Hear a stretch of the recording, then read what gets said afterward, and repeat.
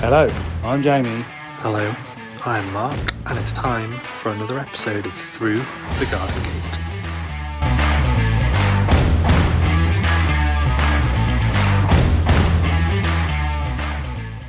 Let's get Jamie in.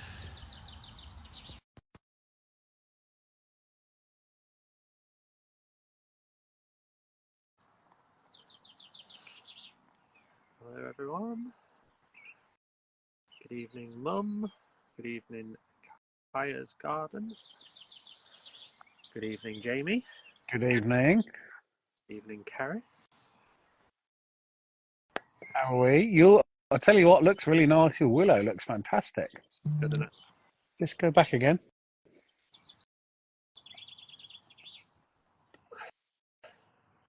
Great, isn't it? And so they were all just whips, weren't they? And you just stuck them in the ground. Yeah, from work.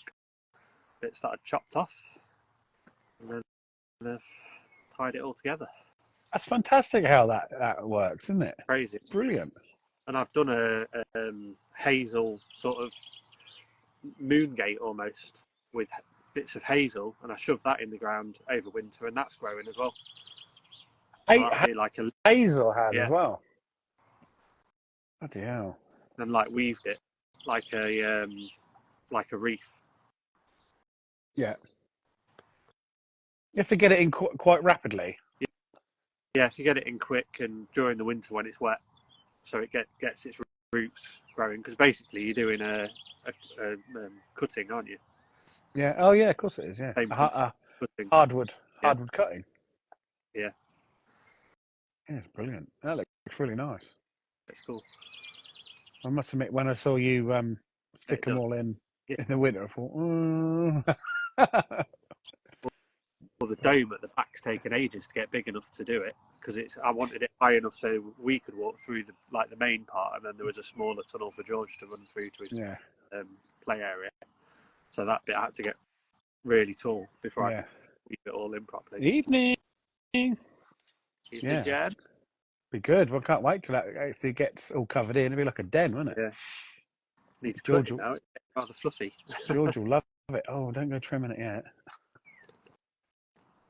Right, let's just get this out of the way. Probably people haven't seen it. I just saw your story. I think if we ask our guests, to be honest, in a little while, which way round it should be, I would say it'd probably be the way round that I said. Not the way round you corrected me at. Well, that's what it says on the screen. It does. But when she comes in, we will ask her and see what she says. I bet any money she'll say, yeah, Prosecco is first. Parenting's right at the end. Parenting's at the beginning, and then you need the Prosecco. That's it. Yeah, and then the gardens are going, go and relax. So what have you been doing this week? You've been playing with a little robot mower. Yeah, that was exciting. That was Thursday last week that arrived at work. Yeah. So the guy came from the dealership to install it all and set it on its merry way. And then I've just been watching it and messing around with it, really. So we said a couple of weeks back, didn't we? Talked about it, and that has like they call it geofencing, don't they? So you basically do it on GPS where it can't go. Can't go any further, yeah. That's fantastic. That's really, really good. And it's really cool. There's a patch on the back lawn where the designer, when we were walking around, said, I reckon they're orchids in that patch there. So when the guy came to do it, I said, you must not let it cut that area because we think they're orchids and I don't want them cutting off before we definitely find out they're orchids. Yeah. And I went and watched this robo mower coming all the way across the lawn, closer and closer to these orchids, and I'm like, if you don't stop, I'm going to have to like jump. Rugby tackle you. Like right up to the first one and stopped, and then turned around and went back the other way. I was like, brilliant. Oh, that's fantastic, isn't it? Yeah. That technology has come on so much. Yeah, I mean the fact you don't need wires anymore, it's just incredible. Exactly. So, Nathan's one. You know Nathan, my best mate lives in Lincoln. He's had one now for. Cool. When did we meet them? 2013. He probably got it in 2015. It was a lot of money, but he had to put a wire all the way around. all the way around the boundary and join it and all the way around. And that detects that as that. I think that joins up to it. You know, the charging base, little charging station. Yeah. It drives in to charge up. That's joined to that. So it's just one complete loop. Right. See, to do that at work would have been an absolute nightmare because we've got like wiggly edges everywhere and there's beds in the middle and you know, hills and. But how do you do a bed in the middle? You can't, can you? No, you'd have to do another. You'd have to dig a trench across and put the wire across. Yeah, that'd be a nightmare. So how it does it now is absolutely amazing. Yeah, and I mean, it was literally there 3 hours, and that includes digging the wire into the plug for the base station for the where it charges, and then driving it all around the edges to set it all up. Like a remote control car. Yeah. Basically, he just looked like a little kid with a remote control car driving it around the garden. On an iPad or something? Yeah, just basically like a phone screen type thing, like a small iPad. Yeah, that's amazing. The technology, but if that satellite goes haywire, you've had it. Your orchids are gone. Well, hopefully it survives long enough for the orchids because they're literally just bursting into life, and they're bee orchids, which are really rare. Lovely. So, yeah, the designer was right, and I've been mowing them off for about 5 years. Oh, God. I just thought they were pains. Yeah. You don't know, do you? You just don't know. That's why you should do No Mow May. Do No Mow May. And you might find some things out. There's lots of twos and fours and againsts for No Mow May. I've heard lots of againsts, but I've heard more fours. So yeah, are you all for it? Well, I just do the same all year because I've got patches of meadow in my garden. I think to be honest, it's better to have like established meadow in your garden where you leave it all year. That's the thing. Yeah, because you create that habitat, and then if you're only leaving it for May, you then chop it down and gone. Yeah, you're killing everything. Yeah, you're attracting in. Exactly. Yeah, and that's what I do. I'll just show you quickly. That's what I do in my little bit under the tree, under the apple tree. That's where all my bluebells and snowdrops and etc. are. So I leave that all around there till whenever now, probably August, September. Yeah, and that just sits there. But the rest of it, I cut it because we use it. The dogs are on it, we're on it, etc. So you can't leave your whole garden to it. No. It'd be nice, wouldn't it, to have a nice bit and have a path cut through it and all that. It'd be lovely, but not many people have that chance. No. Hi, Alice. Yeah, only people, with a decent sized garden like me that, it originally was a long garden and I mowed a path into it and then slowly I've dug up all the meadow and turned it into plant beds. Yeah, brilliant. But I love seeing that. I love to see where you can have a wander through and everything's growing up really tall. But I saw your little meadows coming out really nice, isn't it? Yeah. At work. Yeah, I was saying to Chris the other day, I think it is the best I've ever seen it. There's so much variety in there. The yellow rattle is taken hold. Yeah. Poppies, there's buttercups, there's oxeye daisy, there's harebells, there's all sorts of stuff in there. It's just looking really nice this year. Yeah. Well, I've done my bit down the bottom of our drive lawn over there. That sounds very grand, but it's not really. Down the bottom of the drive. But there's a bit. Can you remember? I done it like no dig this year because last year I mowed it, raked it till it was dead, almost soil. Sowed the seed on it, and the grass come back through and killed it. Like we all know, the grass will always overtake the wildflowers. So this year I mowed it and weeded it, raked it, cardboarded it, put soil back on top out of one of my raised beds, and then really sowed it with new flower seeds from Boston Seeds, and nothing. And now it's all bloody cow parsley again. I think there's some little bit. I think I can see some cornflower and some other bits and bobs, but not what I thought. It's hard to do a wildflower meadow. Well, let's put it this way: the one at work was done 15 years ago. Right. In the first year, or the first couple of years, it was sown as an annual meadow, so it was reseeded every year. And then after, I think, the third year, it was seeded as a perennial meadow. Yeah. and I'd say this is the first year that it's looked really good. Yeah. Ever since, like the first 3 years, it looked amazing because it was annual, so it was absolutely chocker with flowers. But as it's slowly turning into perennial, it's taken a long while to get it established. So do you think mine's going to come good then? It might. Or is it, or... And literally, I would just keep seeding it every year. Yeah, but do you know how much wildflower seed is? Or even just put some yellow rattle down every year. Just get a packet of yellow rattle seed and just chuck it here. And that That overrules the grass, doesn't it? And then other things will start seeding into that as well. Yeah. If you keep the grass down, you'll win. Yeah, I think I'll do that. I mean, it looks lovely because I love cow parsley. It's all down the side of the river and at the end. I think it looks lovely. It's all about 5 foot tall, except it looks really nice. But it's not. Yeah, exactly. It's not what this time I was gifted the seed by Boston Seeds because I said it didn't work last year and it hasn't worked this year, unfortunately. But maybe it has, but it's just going to take a while. I think the only surefire way to do it, if you want it guaranteed, is to get meadow turf, which they now do. But that's mega bucks. It's a lot expensive. Mega if you want a bucks.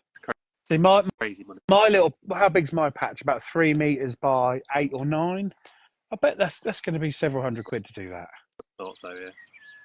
Too much for it to die. Whereas if you keep and it has to be really fresh, the seed. It literally, if you find somebody that's decent, it has to be like literally they've got that seed this year because otherwise yellow will germinate. But it's Boston Seed, so it's a massive. Yeah, should be fine. I might have a chat with them later, but I'm going to give it another few weeks because I can see some things coming through. I just want to see what actually comes through, and then go from there. Alice loves cow parsley. I think it's amazing. Down there, I'll do a story of down the back out there. It looks fantastic. I love driving along the verges. Just looks lovely. I keep forgetting to sow my yellow rattle. Exactly. I know about yellow rattle, but I just haven't bought any, but I should do this year. Is it too late? Too late to sow any, Mark? Probably. Yeah. You're probably better for because it's flowering now. So give it in the autumn. No, not even the autumn. You could sow it in maybe a month because the actual plants will be dropping their seed onto the soil now. Yeah. Like in a few weeks, so I bet there's probably seed pods on it already because it's one of those flowers that works its way up the stem. Yeah. So yeah, a few weeks time, it'll probably be popping its seeds everywhere anyway. Mm. So Kate's just said she saves her yellow rattle seed every year. Yeah. Perennial made it for 6 years, and her seeds was originally from Boston Seeds. So hopefully there's fingers crossed there, and that might be all right then. I think it's just perseverance. Yeah. We call it Kekski though. Oh, Carolina said she calls it Kekski. Wow, fantastic. Brilliant. Right, enough about us, hey? Yeah, well, it's garden related. It's garden related. Yeah, never mind. Let's get Aileen in. So tonight's guest is a big fan of Prosecco, as we've already said. A veg grower, a flower grower, a woman, a house renovator, a chicken owner, a ride-on mowerer, gently parenting her way through life, and now we are about to go through her garden gate. It is Aileen Perolio-Jones. Plants, Prosecco, and parenting. All right.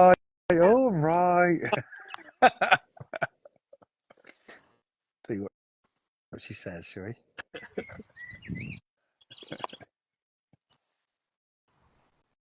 There she is. Oh. Hello. Oh, look. Oh, what's that in your hand? I've been listening to you. I've near enough gone through a bottle. It's a home. The kids. He's with the kids. It's fine. So, before we start, look, see, right. So Mark had said I got it wrong. I got your Instagram handle wrong. I said Prosecco plants and parenting, but he corrected me. What should it be really? It is plants Prosecco parenting. I know that. I got a name wrong, so that's fine. You're both even now. Mark got your name wrong, didn't he? Yeah, I've had that a lot. Mark, it starts with an A. What did I say? Aileen. Oh, yeah. I knew I was saying in my head the right thing, and then obviously it comes out wrong. I bet you get that all the time, don't you? All the time. Yeah. Aileen. Say it over and over again. Aileen. Aileen. It still comes out Aileen. It's. Of course it How are you? You just come back from holiday as well, I think, haven't you? Yeah, Turkey. Came back on Friday. Yeah, good. Just a bit depressing this weather, isn't it? But everything's grown massively since I've been away. So, yeah, some sunshine here, to be honest. It's been lovely here up until about 4 o'clock today, and then it just absolutely hammered it down. Yeah, it wasn't nice. I did think I had like plans to be outside in like a summer dress, showing you all the everything's looking great, and now it's just miserable. It's just grey, and yeah, it's windy as well. I know you said it was calm where you are, but it's windy here. Oh, it's lovely and calm here. Yeah, really nice. Yeah, I haven't got the wind yet either. Still. Well, no, I do think that I this place in the UK. So you're in between me and Mark. Mark's in Lincoln, I'm in Kings Lynn, so you're pretty much in between. You're in Boston, aren't you? Yeah, just outside a little village just outside of Boston. Yeah. So yeah, right in the middle. Shall we go through your Instagram name one by one? One by one, go on. Do you want to go backwards? Let's go backwards. Let's go parenting. Start a parenting. Yeah. I've got 3 children. Kiddies like we got. Everybody's got. Yeah, I've got Lorenzo, who is 7, Gianluigi, 5, and Aurelia, who's 2, 3 in July. Fantastic names for your kids. It's the Italian. I was going to say, there's an Italian link somewhere along the line. It's my dad, the Italian. Yeah, lovely. How are you? Brilliant. Prosecco, I mean, who doesn't love Prosecco? Everybody loves Prosecco. Prosecco. Good, tastes good, goes down easy. Winner. Makes everything better. Makes it. Of course it does. Of course it does. Right, that's the parenting bit out of the way. Go on. Yeah. I mean, I was past the Prosecco parenting up and about. I think it was a couple of months ago, Jamie, wasn't it? I messaged. It was a couple of 3 months ago, probably. Yeah. I used to do a lot more cooking, and then gardening came into my life, and everything else has gone by the way. As everybody knows, once that comes into your life, it becomes an obsession, and it's just a natural progression, I think, for me to change it, because I think people were still wanting to come to my page to look for cooking, and I'm like, oh, sorry, I don't do that anymore. It's all about the garden. I thought, yeah, but positive look for it, so it's good. Yeah. So up until a couple of months back, gardening was I started, I would say, obviously in lockdown, I think everybody kind of got into it a little bit more. Yeah. Last year was my first proper year, just because before that, it was always just a few pots here and there. I've always done tomatoes and zucchinis. But before that would be 2 years ago, I started just doing a few flowers in pots. Yeah. And then last year, I got 6 beds in the garden for my flowers and my veg, and just absolutely fell in love with it. And then this year I've added another 4 on the other side. So I've got flowers now, and then I've got my veg beds on the other side. Yeah. And so it's slowly taken over my life. It will. It has mine, and I think Mark's always been overtaken by gardening all his life. It just gets worse. You'd think it'd get old, but it doesn't. Yeah. No. I love it. Absolutely love it. Yeah. So So your bed. So what have you got now? 10 raised beds. Did you say? Yeah, I've got 6 and 4. 6 for years, 4 for the year. So this is my first proper year, I would say, doing. I don't know how that's going to go, to be honest. I do have some other little areas dotted around. I have a little herb patch, and I know you were talking earlier about like a wildflower area. Over where the chickens are now, we always leave, like you do, Jamie, like a big area, wildflowers for the summer. Really, Yeah. I don't have them, but also it brings in some really beautiful things. Yeah, it's lovely. And I think that's it. I mean, my husband said to me, definitely no more beds for a couple of years. But he says this every year, and I'm like, yeah, I can squeeze one more thing out. Exactly. Like, there's so much. He only said, he didn't want me to get any chickens, and then the next thing I've got 2, and then I'm like, I might as well just carry on now. How many you got now? I've lost one.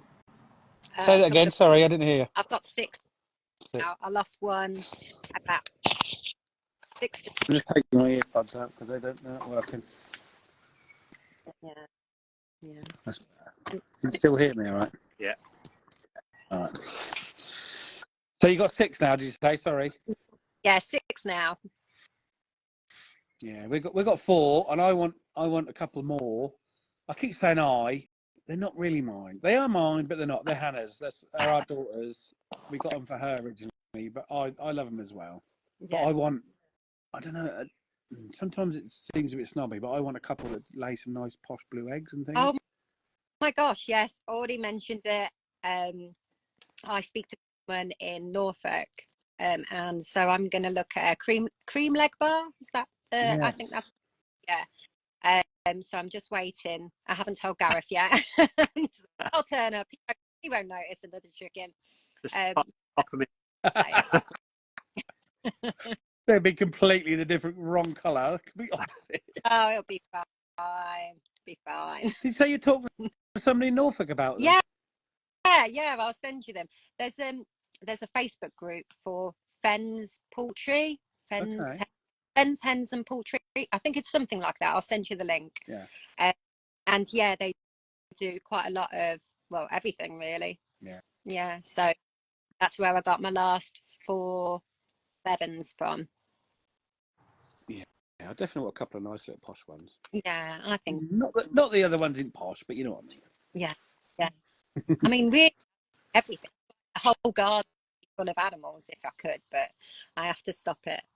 I have to go in stages, just break my husband's in gently to every animal that I bring into the house. And the same with the beds. Oh, they're worth. What animals have you got then, apart from the chickens?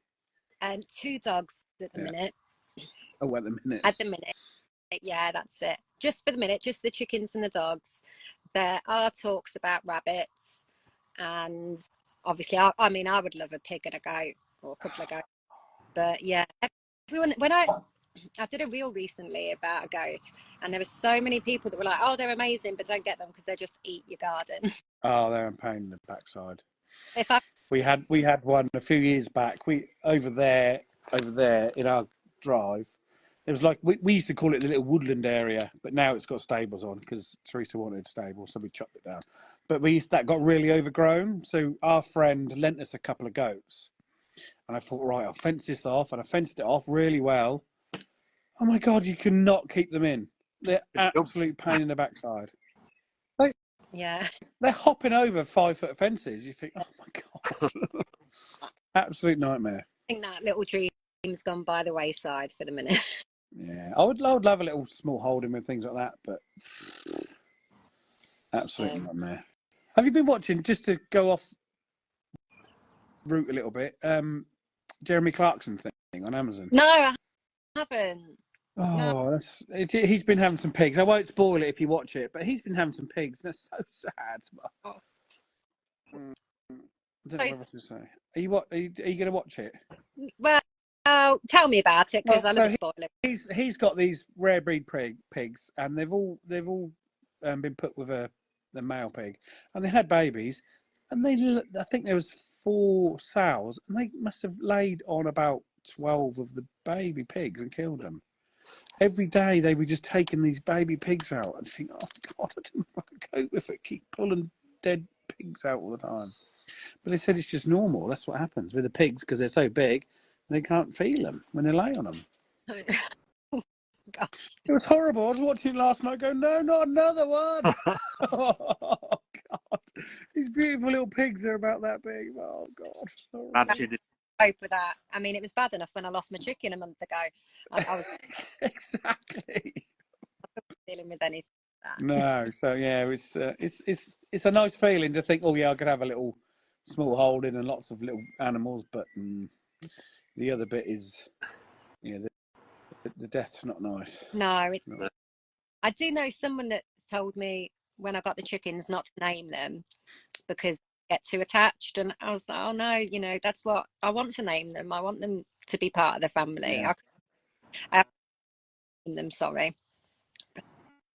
I mean, I do have 2 pigeons currently nesting in my hedge that my neighbour said, I'll show you round, that has eaten broccoli and my cauliflower. Now, I did see them a month or 2 ago with the kids, and we were like, oh, let's name them Pete and Phoebe. How cute. They've set up a little area. And I didn't realise, and my neighbour was like, yeah, you need to get rid of those pigeons.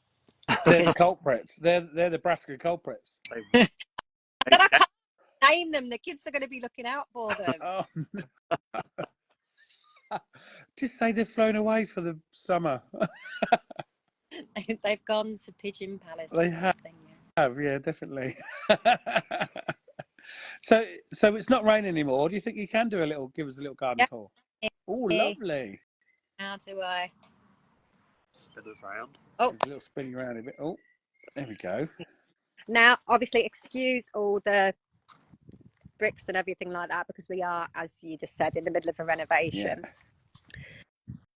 Yeah. So yeah, over there is our little wildflower patch, but I'll show you the allotment.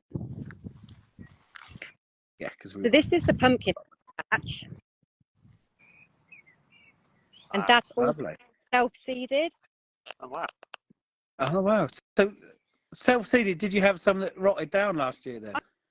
I've no idea. So basically, here was where I had the chickens last year, and you know me, I was like, oh, let's give the chickens a lot of pumpkins as treats. You see, I've got my own little separate pumpkin patch here. So if you do give your chickens pumpkin, that's it. But that's a different story. Yeah, even like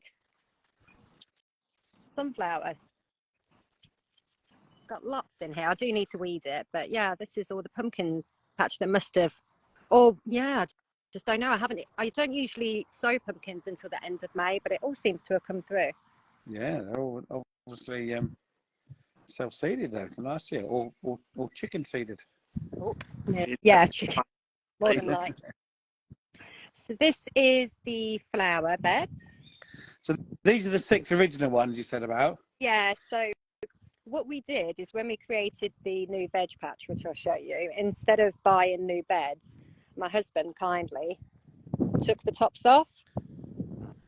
They were double high, were they? Yes, they were all 4 height here. Right, okay. Yeah. And so he's taken them down instead of buying new beds. Yeah. And brought them down for. Very frugal. So there, yeah, I've got, this is one dahlia bed. Dahlia, there's the first one. Did I pronounce it wrong? Dahlia. I always say dahlia. I saw you put your supports in, was it yesterday or this morning? Or the day before? Today? Yeah, so I bought all these square supports last year from Home and Garden Extras, and they worked really, really well with my dahlias. So this year, kindly sent me some circle ones to try, so I've put all of those in. Oh, lovely. So I'm really bad at that. Every year I say, right, I'm going to put some kind of supporters in for things. I never do. And even looking through my border yesterday, I thought, oh, too late for that. That's flop. Too late for that. That's flop. Just never get around to do it. I've got more dahlias here and sunflowers. Lovely. And then these are my sweet peas. Oh. And my husband kindly built me this. I'm going to build something like that for my sweet peas and my peas. I've already put my peas out and they've been munched by slugs or pigeons. So I'm going to have to buy plugs to replace them. So annoying. Then I've got Nigella Nice. and Sweet Williams. I sowed both of them in autumn. I really wanted to try autumn sowing this year to see how it would work. Yeah. And it seems to have worked really well. And it gave me something to do over those months as well. Yeah. And it It's good. means that I've got like Sweet William flowers already. Yeah. What else have I got? Delphinium, Aquilegia, lace flower, stocks. I've got some random gladiola in here. What's this? Phlox. This is another autumn sown one. That's done really, really well. So that is all my. Here's another one. Am I going to pronounce it wrong? Scabiosa. I say say scabious. I say scabious as well. Beauty. Snapdragons, straw flowers, cosmos, and more dahlias. And then this was that random plant that I put on my stories the other day. Yeah. That I thought, I didn't know what it was. I thought maybe it's a wild cabbage or something. I haven't seeded it. I haven't planted it. And it's a poppy. I was just about to say they look like poppy leaves. Yeah. How random's that? Brilliant. I've never grown poppies. Never had them in the garden. And I don't know if it's just coming off the wind or what. Coming for the wind or a bird or anything, can't it? Poppy seeds, birds must eat loads of them. I've got some alliums and the peony there that I planted in autumn that's Nice. just starting. That's a little herb area. Oh, here's a gardener's thing, isn't it? How many days do you just leave your gloves out? I find things all over the place. If it's not me leaving them, there's one of the bloody dogs picking them up and traipsing around everywhere. And then this is the new veg patch. Right, okay. Wasted space, garden space. You've got room for more beds. You can easily get another 3 in there. Easy. That's what that's been left for, isn't it? Gareth's like, I'm going to build a carport. I'm like, yeah, no way. So when I first started following you, you broke. No, you didn't break your toe. You had your toe broken. Oh yes. And you were on crutches and with a cast thing on for a while, and you that bit near that garage or shed was full of rubble and bricks. And God knows what else, building materials, and you were moving that brick by brick with your foot in a cast on crutches, just so you could get your new raised beds in. Yeah. Sometimes I'm not very good at sitting still, and if I've got something in my head, this is what probably does my husband's head in. But one minute I'll be like, oh yeah, I think I'm just gonna grow this, so I need a new bed. And he'll be like, okay, well we'll have a look at it maybe next year. I'm like, yeah. So I'll start moving it. And he's like, what are you doing? I'm like, well, I said I'd want it, so that's what's got to be done. So yeah, I had my toe broken, so I was 6 weeks in a foot thing, booty thing, yeah, boot thing with a pin sticking out the end of it. I mean, it was not pretty. But yeah, I just thought, why not? I can do it, just slowly.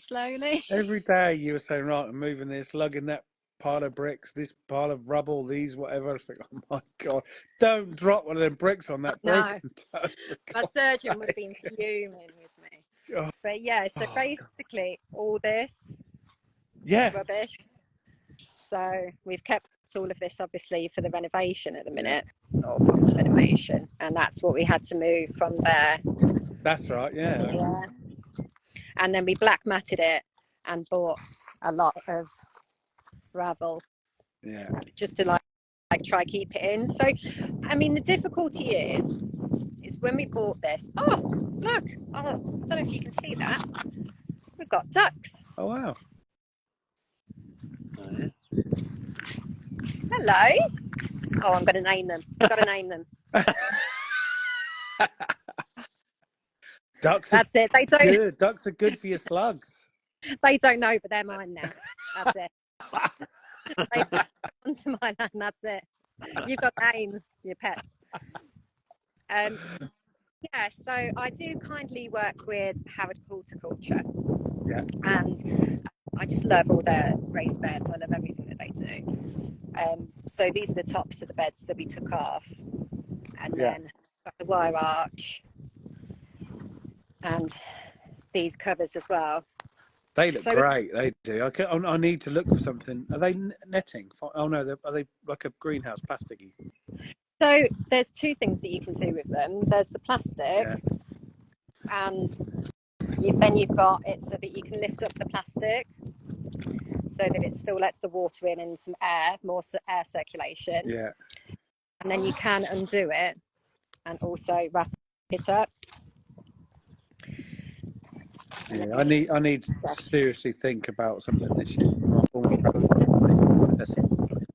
Yeah, so I've got them. I've got quite a lot of stuff going, but if I just show you what the pigeons have done. Oh, wow. Yeah. Look at them. But I will say, last year mine were worse than that, and I netted them, and they come back and they were fine. Yeah, so my neighbour's been round, and they're all really big gardeners around here, which is fantastic. So I can ask them any kind of advice. And she said, because I've never done broccoli or collie or anything like that before, that it's got the heart. If it's got the heart, it's going to be okay. I was like, because that was it. I was like, oh, I'm going to have to sow some more. But no, my peas are doing really well. Oh, lucky you. Mine have been munched. I need to plant mine. Got that in modular trays, ready to go in. Oh, yeah. See, I planted everything early as a bit of a risk, really, because I was going to Turkey and I wanted it in the ground. But yeah, your peas look fantastic. Onion. Would you normally probably net peas, Mark? Most like organised beds in here. So we've got carrots, pak choy, spinach, Swiss chard, quite a few things in there. Look at that. And then in here, this is potatoes, nasturtiums, rocket, salad in there as well. The one thing I will say is, because obviously I don't really know what I'm doing half the time, I'm just guessing. Well, it looks like you're doing all right. Is that next year, I don't know why I put my potatoes under a cover. And I was just about to say, they are posh potatoes under that. What? What a silly do. It should be plants, potatoes, prosecco, parents. All the peas. Peas. Oh my God, get peas on there as well. Anything else with a pea? Yeah. Oh no, hold on. And you know your original bed, so they're obviously all your flowers for cutting, are they? Yeah. So the reason I wanted to do a bed garden, so basically a home allotment instead of a country cottage garden, really, is because the house, when we bought it, it was a little cottage with an acre. I think it's roughly an acre, but it was an old shooting field, so they had a gun shop on site. If you're around this area, you kind of know what the gun shop was. And it was just a really overgrown field. So for me to be able to get it down, obviously I've been on the lawnmower, the ride on quite a lot just to try and level it. Yeah. But to turn this into what I would love, really would be a long term goal. And I love flowers, really. I want them in the house, I want them cut in. My neighbours have, amazing cottage style gardens with, what you've got, with the paths and everything like that. And when she moved in, it was, I suppose, quite similar, just a blank canvas, but that takes years of work. And I am very impatient, so I wanted beds because that is why I want them. I want them to be able to cut for the house, really. Yeah. And take pleasure, I suppose, in that way. I mean, ideally, my dream would be to have a little stall out the front of my house with my chicken and my flowers and, you know, any tomatoes or etc. that I have left over. Yeah. That'd be amazing. I said last year I'd like to do that this year, but it's not going to happen. I just got no time whatsoever. And the thing is, I go away every August, so it's probably the worst time. Peak harvest time, and you're not there. Never here to enjoy the main part of, for example, like the dahlias. Yeah. Obviously, a long time after. Yeah. Damn. Have you got like a normal garden, then flower beds and things, or no? Is that I can show you out. So this was where they did the old shooting from. Sorry about the mess in there, but it's like a dumping shed. We've all got one there. That was the old, don't worry about that. that was a Monica cupboard, I call it. Throw it all in. This is the this is the old gun shop. So basically, it's just a big open space, really. We have started, if I can get there quickly before everybody gets bored of me. No, Ooh, let me run. Like challenge Anna. When we don't drop that prosecco. when we moved in, this was started planting trees. Yeah, signals dropped. And hopefully one day that'll be a little woodland for the kids. I mean, I won't see it. It looks nice. I'll be long gone. And then, yeah, as I was saying earlier, every year we leave like a space just to try bring in any wildflowers or, you know, the bees, etc. You have got the little paths cut in. That's fantastic. Yeah, so we just did that the other day when we came back from Turkey because everything was this long. Yeah. So we've had to cut it. That's how quick the grass grows around here. Oh, I know. Oh, look at the babies. Let's have a look at your chicks.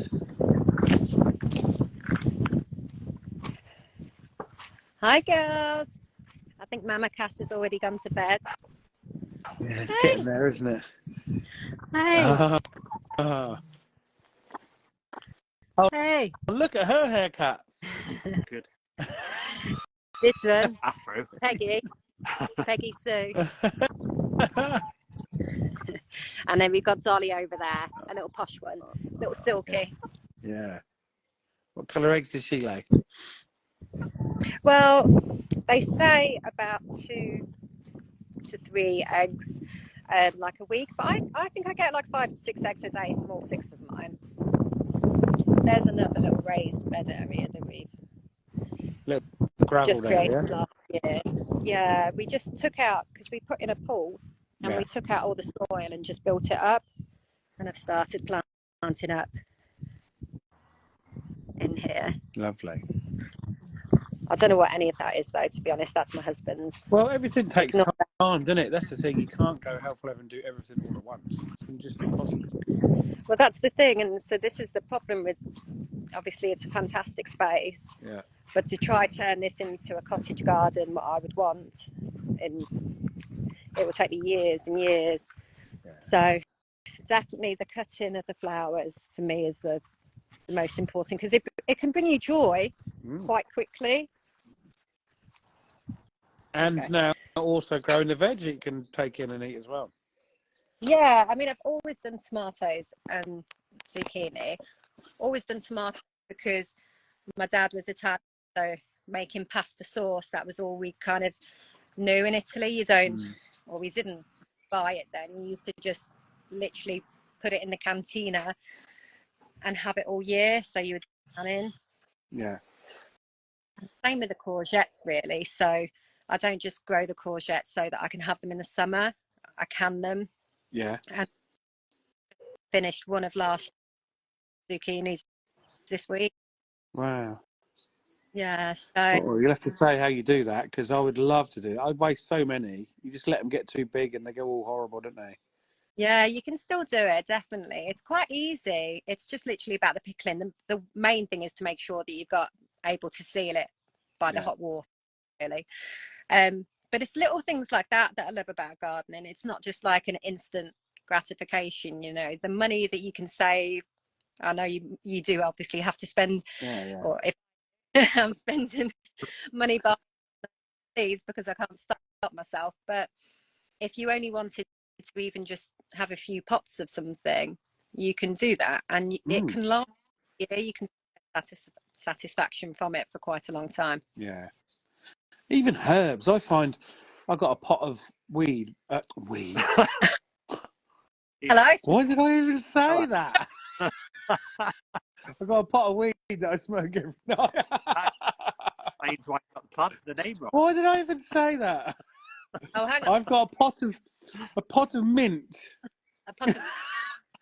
I've got a pot of mint that we use. I come outside, out into the drive near the kitchen. I just snap some off when you have new potatoes and just put it in. But just growing your own mint, it's just a...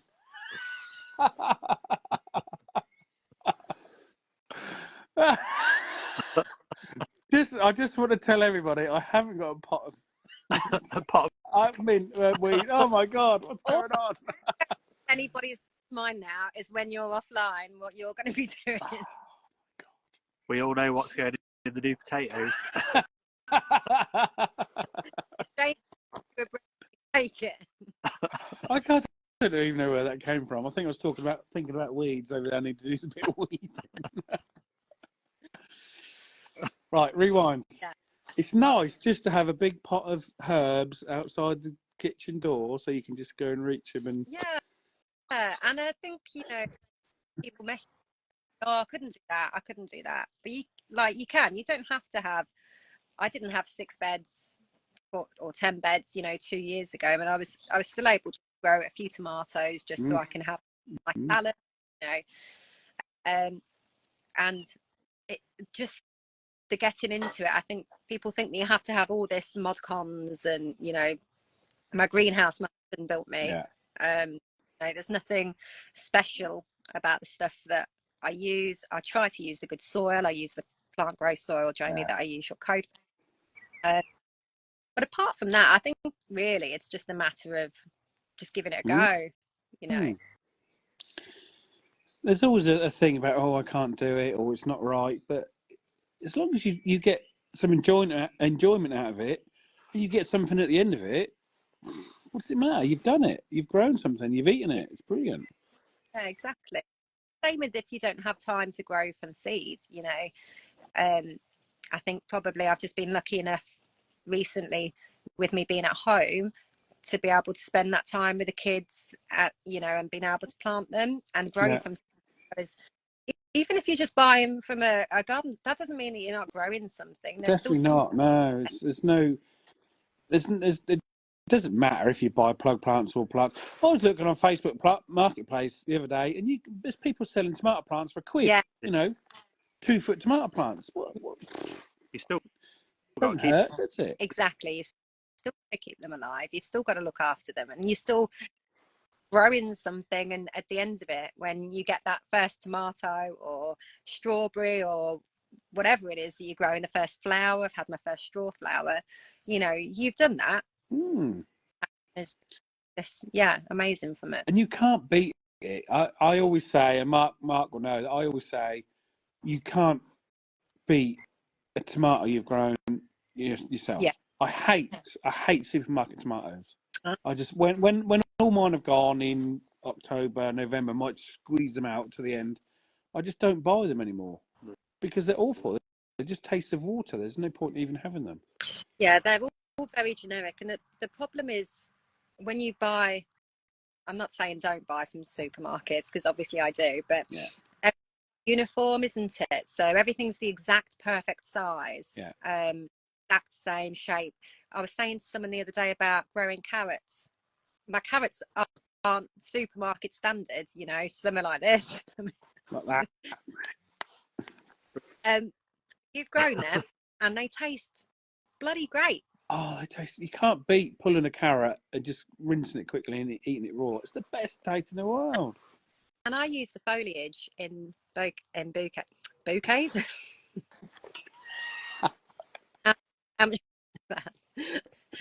um, and I foliage, so you know you can try use as much as you can from everything, really. Yeah, definitely.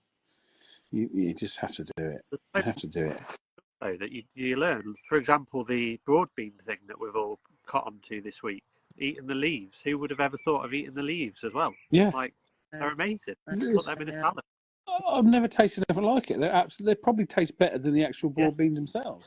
Yeah. I might just grow them for the foliage because I don't really like the beans. Yeah. I was listening to a podcast the day after I done mine, so that would have been Sunday or Monday, probably Monday.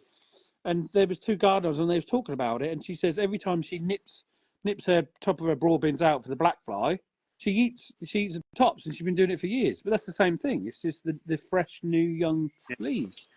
Yeah. I suppose everyone's coming to try something, aren't they? To just come across it. But yeah, why not? It's there. No waste. No. I tell you what, I can't wait is that I've got more tomato plants now, obviously, but they're only 2 foot tall. When you walk in the greenhouse and you get that warm tomato plant smell, On a hot it's just the best smell in the world. Yeah, and there's nothing better. I mean, my kids don't like tomatoes. Don't ask me why, because they go through tomato sauce like no one's business. That was me when I was a kid, though. I couldn't. Oh. Same. But there's nothing better than coming out with the kids and going, oh, we'll just go grab a strawberry. Yeah. We'll just go grab tomato, grab the salad, even if they might not eat it because all their chicken nuggets. Then they're learning from it, and they're still seeing that little seed created this. I always think that it's magical, and we always sit there and we're all the same. We'll sow our seeds, and you go and check them 3 or 4 times a day. Are they there yet? And all of a sudden you see that the soil breaks, and you think, yes, here it comes. Yeah. It's just. I've got 7 greenhouse, I think. What varieties have you got? Oh, if I can show you there. Just started to come. I'm doing plum, cherry, and beef master this year. So a bit of everything. A bit of everything. Nothing like too fancy, because to be honest, at the end of the day, I mainly just put them in passata, and then I use it if we haven't had them. But I don't think I think the beef master and the plum tomatoes especially, we absolutely love salads. The big ones, not the small ones. Definitely. I love growing my tomatoes, and I think this year I've got about 25 different varieties. Oh my God. I had 27 last year, and I counted the other day, I got 25. But like last year, I did exactly the same in the greenhouse as I had out the greenhouse to compare to see what happened. And to be honest, there wasn't that much difference, I don't think. Not a massive amount. But the only thing is, this year, I'm not going to have a tomato bed outside. I'm going to put one plant dotted around the beds, because when they got blight, boom, within 3 or 4 days, the whole bed has gone. So I thought if I dot them around, I might be able to catch it quicker than the whole lot going. What do you reckon, Mark? Think that'll work? Worth a try. Yeah. But do you think there's anything, like, because I know I'm still a novice gardener, so I'm just like plant anything anywhere, about companion planting? Do you companion plant with the tomatoes? I do basil. I did basil last year because Mark did it, and that's where I got it from. But that seemed to do well to me. Yeah, I might try that. I think it's all down to the weather as well, like what weather we get, because some years the blight seems to start earlier than I don't think there's any avoiding it other than getting more blight-resistant varieties, which they're starting to do more of now. But yeah, I think even those will get it anyway. Yeah, but even a blight-resistant variety isn't. It's not 100%. It No. just minimises it a bit, doesn't it? That's all. Yeah. Fungus at the end of the day. So if that fungus is about in the air and it gets in, it's going to get in. Yeah. Yeah. Anything that you do to prevent that? Airflow, as much good airflow around the plants as possible. Like the closer together you get them, the more the damp. It's the damp that is going to cause the fungus. Oh, okay. So for example, like my tomatoes that I have outside and my herbage, they're outside, they might not be as susceptible to like the ones in here that are close together potted. No, the ones inside should be all right because they won't get the spores as much as the ones outside. Okay. They're a bit more protected. Mm. Yeah, that's little things like that. I love this. But then something I learned myself last year. So when my tomato bed had blight, which they were all closely, you plant them what you think they are, probably 400 mil apart. But by the time they're 4 or 5 foot tall, they're all intertwined and God knows what. And that's obviously what made them go down within 3 or 4 days. But I cleared the whole bed, the whole lot of them, got rid of them, burnt them. And then straight after that, I walked into my greenhouse, started picking tomatoes. A week later, so I transferred it off my clothes, off my hands. Just didn't think about it. I must have transferred it into the greenhouse. Oh. Must have. That's all I can think of. It was that quick. I've never come across it with the tomatoes. It's probably the only thing I've actually. Last year was my first year. I'd never seen it I say never. I've only been growing them for 4 or 5 years anyway. So that's the first time that hit me properly like that, and I was absolutely gutted. Some people get it really early, don't they? And I think, oh God, I'd be devastated. It affects potatoes as well. Yeah, because it's the same family, isn't it? Yeah, so it's actually potato blight. Potatoes under the covers. Yes. Follow me for gardening tips. Guys. Brilliant. That's the way forward. Get your potatoes under cover. A lot of flowers. Say it again. Sorry. Do you do any flowers? This last couple of years, I'm starting to get into it quite, in a big way. Love it. Dahlias, again, I don't know. They're all in the greenhouse. I've probably got 25 different varieties got to put out. Yeah. So Joe's just said tomatoes and potatoes as a member of the nightshade family. Yeah. Deadly nightshade. That's good. Bye. Yeah. So I've got lots of dahlias, and I've got my border. Let me show you, because I was quite impressed what it looked. I haven't touched my borders yet, right, this year. Not a thing. How do I turn this thing around? Hang up. There.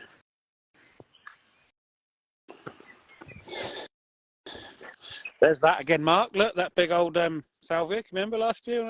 That's back up already. Look at the size of it. That was up to about 7 foot by the end of last year. Yeah.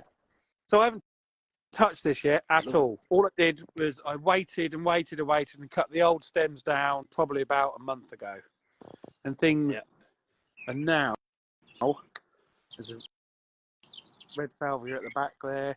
That rose, I put that rose in, and that just, it's not even a bloody rose. That's a, oh God, what's that? That's the same as that. What's that, Mark? That. Hibiscus. Hibiscus, that's it. That's a hibiscus. There. That's a hibiscus. The bunny tail. These have all just come back. All my geums. Peonies about to pop. But I haven't touched that this year, apart from chopping everything down. So you notice it's now going the blue. Oh wow! Look at that. That has been glowing blue for the last 3 weeks. It's now just starting to drop its flowers. I love seeing those things. I love it. The bees on there are phenomenal, absolutely phenomenal. This is what I call my shady border, but it's not really shady. But that's why I got my hosta in it. Yeah, so that's my garden. I'm really impressed because that's what I've hoped. For the last 2 years, I've been buying perennials and just putting them in. There's no order, no colour palette, no anything. I just put it in. If there's a gap, I stick something else in and let it go. And that's what's happening. So hopefully in another few weeks, be all right. This is where all my bulbs have been. I haven't cut any of them down yet, but even things like these alliums and things are coming up already. And I haven't cut anything down yet. So this here is where all my dahlias go. So I'll have all these bulbs out next week or two. Look at that. A foxglove. It's a triffid. It's huge, isn't it? Yeah, massive. So they're biannual, aren't they? So I planted. Say again? Is that the plant grow again? That's all that's been on there. I'm not going to keep going on about it, but that's all that's been on there. And so just to give you an idea that where my plot is, so this is obviously my house and my garden. And there's the plot and the chickens behind us. Oh, yeah. And the horse field, obviously. So yeah, I'm quite pleased with these beds. It's just that them two. This last 2 weeks has been amazing. That's great. Not done anything to it either. It's fantastic. But that's what I've been hoping. Stick perennials in there and that sorts itself out. Yeah. You'll do me out of a job, Jamie. Say again? You'll do me out of a job telling people that.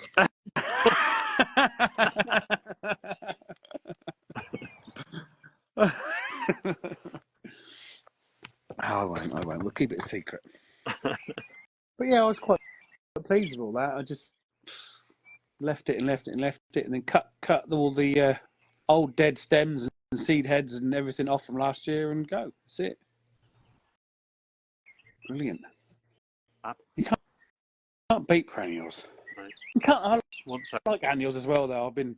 I've got lots of different annuals just to stick out in the next week or so. I'm just going to fill the gaps and watch them go. So would you stake dahlias then? Would I stake them? Like I said earlier, I always have good intentions to do it, never do, and then when one starts going, I just stick a bamboo cane next to it and hope for the best. I should do. Yeah, I should do. When I plant them, I should do something like you put all your posh round ones and things in. But yeah, I've seen people do just crisscrosses of string and let them grow through the string and stuff. That's Sophie done that. Yeah, and I thought that was quite good. Yeah. You know, I think I will do something this year. I think this weekend I'm going to have all these bulbs and tulips and that out, and then get them in. Do you keep your tulips? I haven't. Mm. I might just, but I want to get them out now because they look so messy. It's terrible. I know you should leave them so they brown and die over and God knows what, but it's just so tempting just to rip them out and get something else in. Pots. Put them in pots, did you say? Yeah, just put some compost, some spent compost, cook them in. So, yeah, I don't show you if I go round the side, but obviously because I had to pull up all my tulips to get my dahlias in before Turkey, I just put them all in here. Ah. So that I could use the bed. I know there's a lot of do you, don't you keep tulip bulbs. Yeah. But to be honest, it's my first proper year really getting my Farmer Gracie tulips. The different varieties and that. So I'm going to try it. I'm going to keep them and see. But I know that the blooms aren't as good on the second year. Some are, I think. You can get, don't they call them perennial tulips, Yeah. Mark? And they'll always come back over and over and over again. Like Narcissi, they come back over and over again and other things. There's a native. Native. Yeah. There's one called Tulip sylvestris, which is a native to this country, and it'll just spread itself once you've got it. And then there's another one that I've got at work that I've slowly managed to naturalise, which is called Tulip sprengeri, which is the most beautiful tulip you've ever seen, and it's only just flowering now, and it is like blood red colour, and the outsides have like orangey colour to it, and it's a decent size. It's beautiful. It is my favourite. It's that late. Yeah. It's now coming in flowering in May. Yeah, it's the latest of all tulips, and it is so reliable. We started off at work with one. I've no idea where it came from. We didn't plant it, but from that one, we've now probably got 40, because I've just let the seed germinate, because it seeds itself. Yeah, and it looks fantastic now. Yeah, because there's enough of them. That sounds amazing. So I've noticed on mine earlier that a lot of them have got seed heads on, so they're probably all knackered anyway, aren't they? If I'm letting them go to seed. It does help if you deadhead them. Yeah. I've seen there's a garden where they lift their tulips and then they plant them in grass. So the following year, if they flower, it almost creates like a tulip meadow, and that looks amazing. Oh. And if they don't flower, you haven't lost anything. Oh, that sounds good. I'll have to find a picture of it and I'll share it on the stories. Yeah, that sounds good, because I've got our drive lawn. I could dot them around in there. Yeah, just every year. If you don't want to use them again, just go and put them in and knock out on it. Yeah, and if they come, they come. If they don't, they don't. And then you'll just end up with like a multicoloured tulip meadow. Yeah. Wildflower things are. Brilliant. Yeah.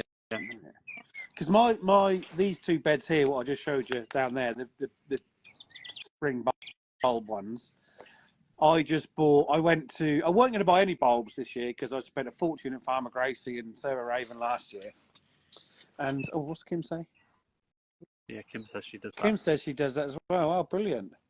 Yeah, so this year I wasn't going to buy any bulbs because I spent loads last year. And most of them come back in them other beds, what I put in last year, and that looks really nice.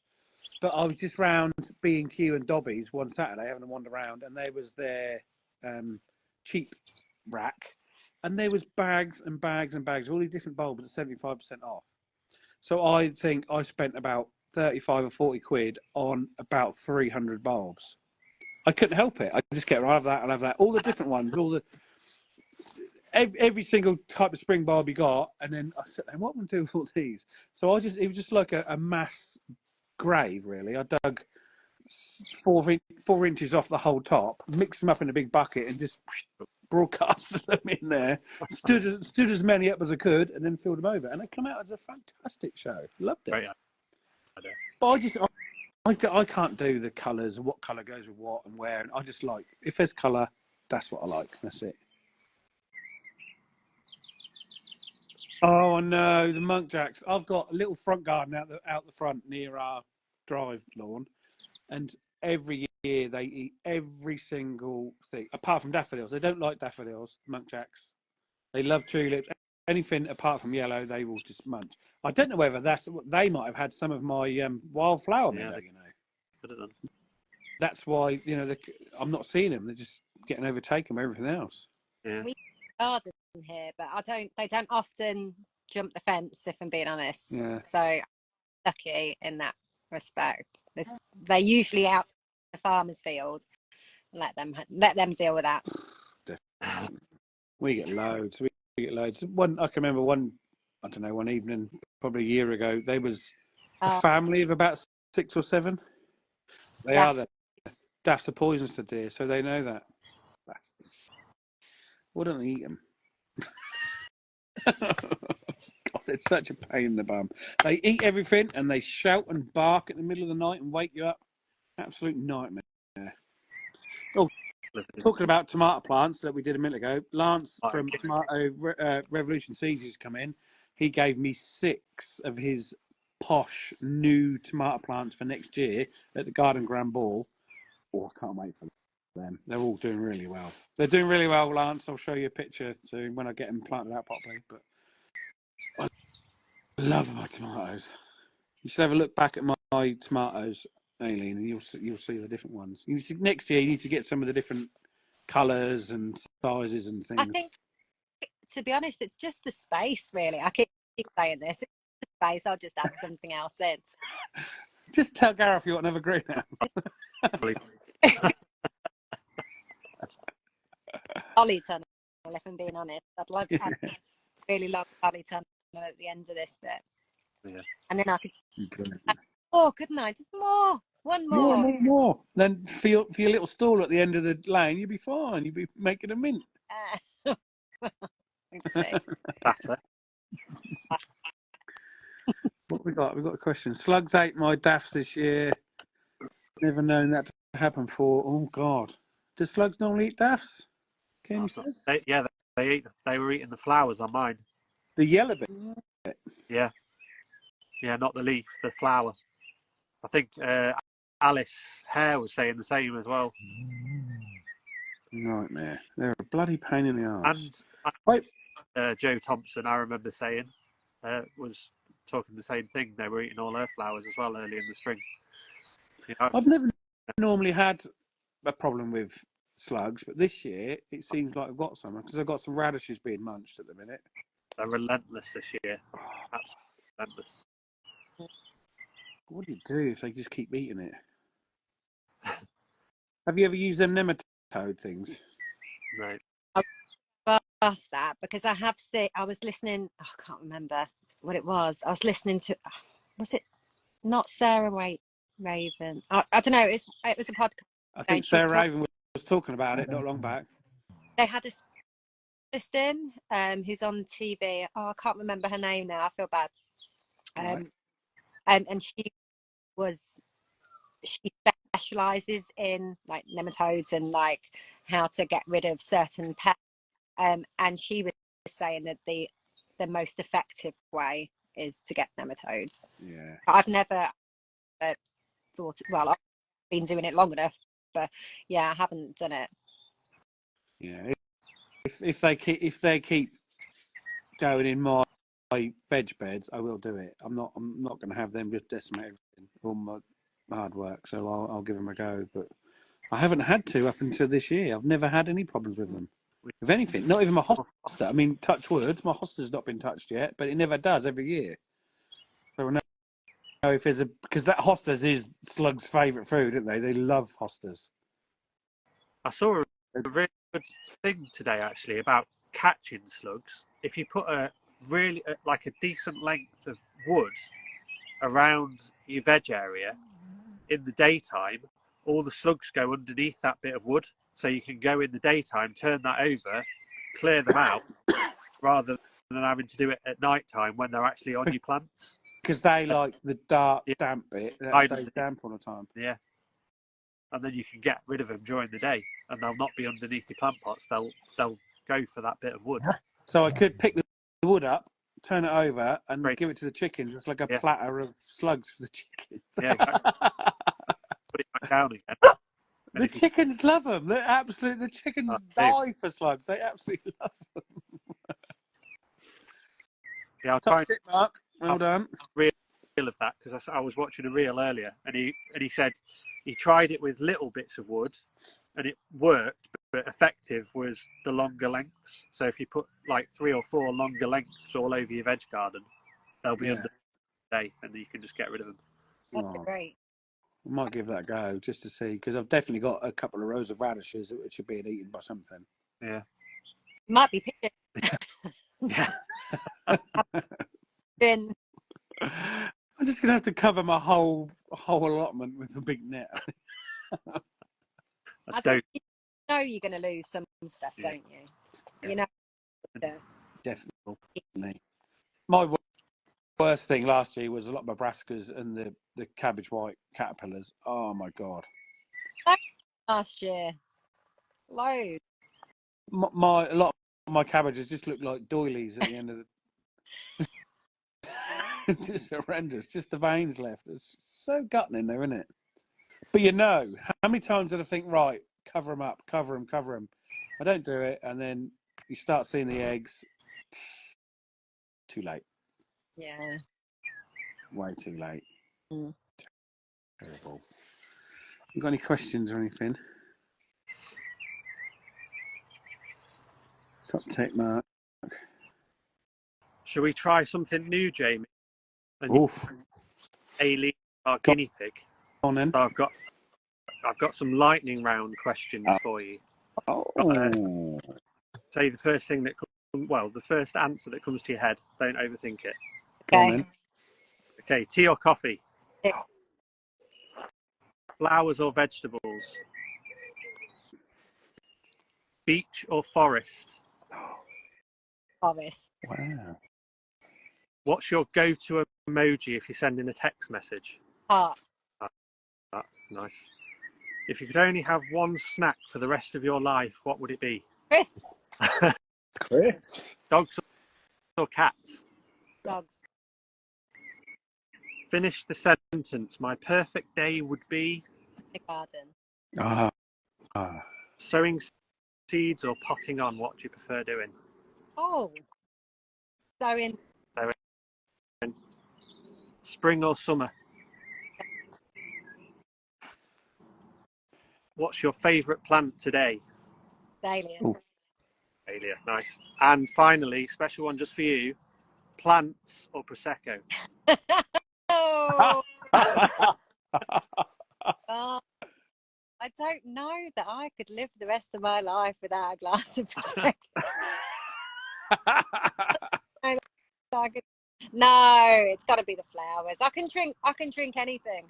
Yeah, just have champagne. I can drink. I'll take the plants. Perfect. So the potting on or sowing seeds, mine would be, for that one, depends how many seeds I sowed in the first place. If I just put the whole packet in, oh no, it's horrible. But if they're quite nice and, easy to do, I think it'd be potting on. Yeah. I haven't got down to the old, let's just put one seed in each bit. Yeah, I'm like, yeah, go. Like me with my Snapdragon. Yes, exactly. Just say, it seems easy and quick when you're sowing the seeds, but when they're all in a big mat underneath, and you think, oh God, and you're ripping them all apart. Oh bloody hell! Wish I'd been a bit more frugal with the seed sowing. Oh wow! I enjoyed that, Aileen. Yeah. Just let us Really good. into how many glasses you've had of that. Where's the bottle? But I will say, I did start it at dinner with my husband, so That's gone. Gone. Well done. Well done. I didn't have a drink because I've just been to the pub and had 3 pints, to be honest. Before. Very naughty. I've been home with a poorly child all day. Oh no, it's not very good. That's cold. And then he goes through his cycle of can't sleep in, and then it's just a nightmare. So yeah. Yeah. Gonna be another rough night, I fear. Oh dear. the lack of sleep, I think, is a real killer. People, I think, just don't. And the problem is, once you past it, you forget about it. But when you're in, it's horrendous. It's horrible. Yeah. He doesn't sleep during the day either. He'll never sleep in the day. So he just gets crankier and crankier the longer the illness goes on. Yeah. Wow. I slept very well. She still doesn't sleep. She still sleeps with me most nights. I think she slept once when we were in Turkey. So if you want to get your children to sleep, just spend a lot of money on a holiday. All in. Do nothing, slides all day, and you might get one night in 14 where they sleep. And she's nearly 3. Wow. Yeah. Yeah. I'm a bit past all that. Thank Past that. God. Dash. Yeah, my kids are well past that stage. If they tell me they feel like they got a cold now, I'll just say, get out. Deal with. Yeah, deal with it. Joe's just said, Joe Norfolk Blue Door Flowers, I've made elderflower and lime gin. So I have to wait for that to brew before I can drink again. I'll tell you what, Joe, we've tried to make elderflower champagne fizz 4 years on the trot and it never ever works. So maybe gin's the way. Gin's easy.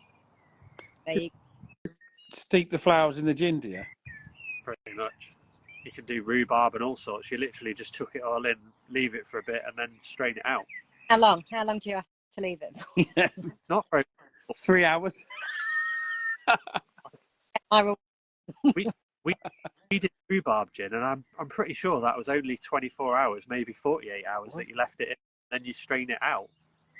It wasn't very long at all, and you literally just bottle it up, and jobs are good enough. I think you probably have to leave it for like another week before you drink it. Yeah.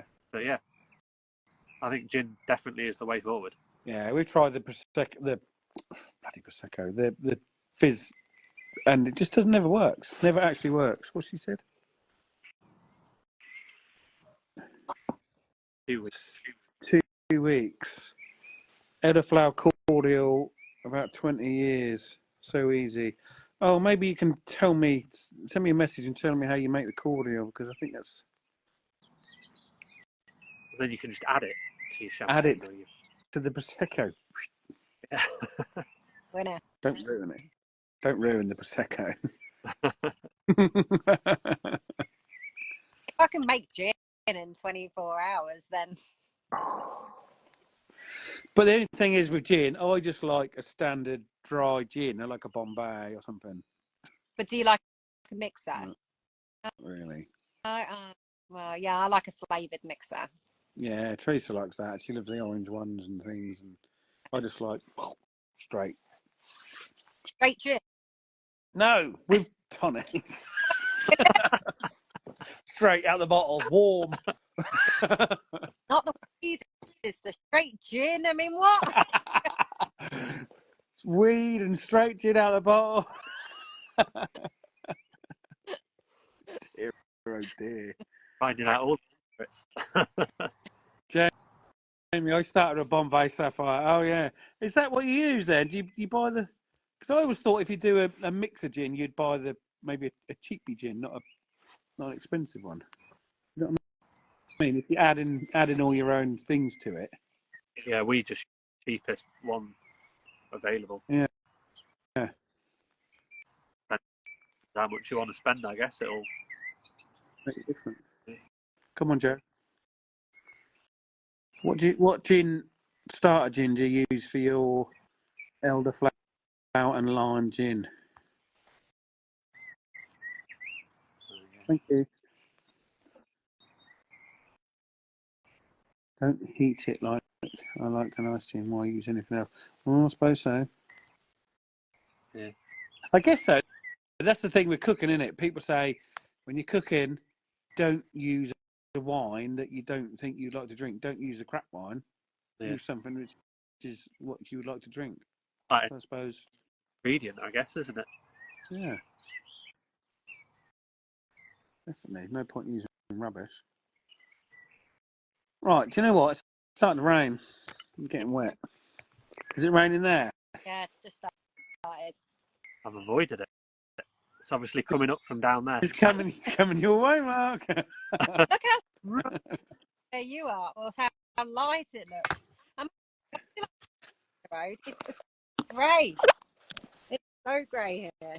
Very grey hair. Oh yeah, look at that. No, it ain't too bad. It has started raining, but it's not too bad. It's light though, isn't it? It's amazing that it's light. Yeah. Josie said, if you start with a cheap gin, it's still cheap gin with the flavour in it. Yeah, I suppose so. Makes sense. Makes sense. Are you listening, Mark? You talk sense. I think we need to do a gin and lime make along, Joe. Do it. We'll all follow you. Sounds good. Wicked. Get Get on it it, done. Joe. Get it on. Right, Aileen, I'm going in because I'm cold and wet. Same. You're dry. You're in a greenhouse. I'm parched. I'm parched. Oh, you're okay. Oh, thank you so much for coming on. Going on. Love seeing your garden. Thank you. Thanks. No, It's it's really good. Can't wait to see it through the year and see how it changes and grows. lovely. It wasn't just beginner's luck, and I can get a lot more stuff. Yeah, you will. Doing well. Very well. Right. Thanks ever so much. Hi, Aileen. Bye. Speak to you soon.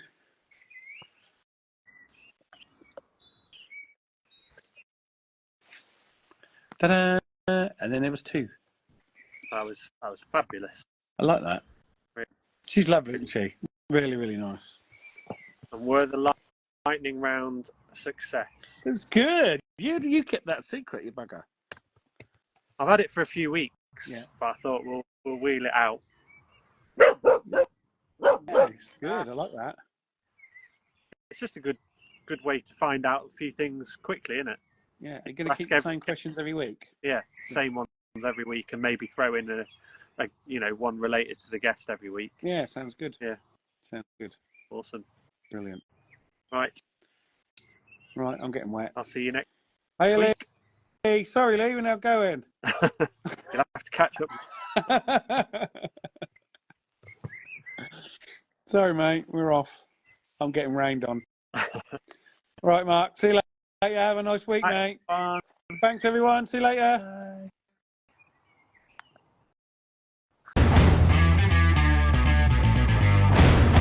Thank you for listening to Through the Garden Gate.